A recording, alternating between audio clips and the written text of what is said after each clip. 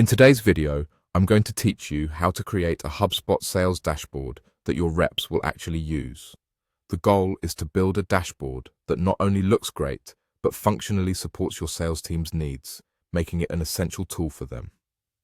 First things first, we'll need to open HubSpot and make sure you're logged into your account.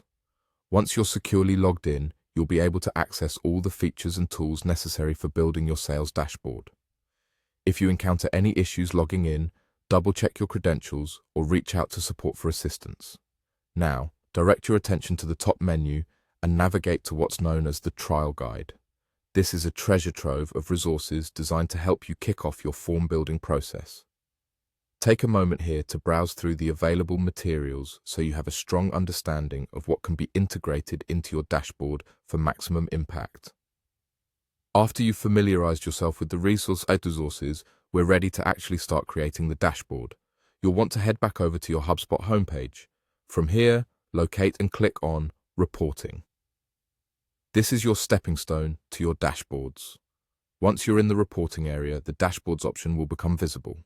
Click on Dashboards to proceed. Now, we're getting to the exciting part. You'll see the option to Create Dashboard. Go ahead and click it. This is your opportunity to lay the groundwork for your sales dashboard.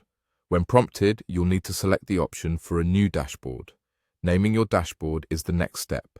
Choose a name that accurately reflects its function or the team it serves. This will help your sales reps easily identify it among other dashboards, making it more likely they'll return to it regularly. Perhaps name it something descriptive yet straightforward, like Sales Overview or Team Growth Dashboard.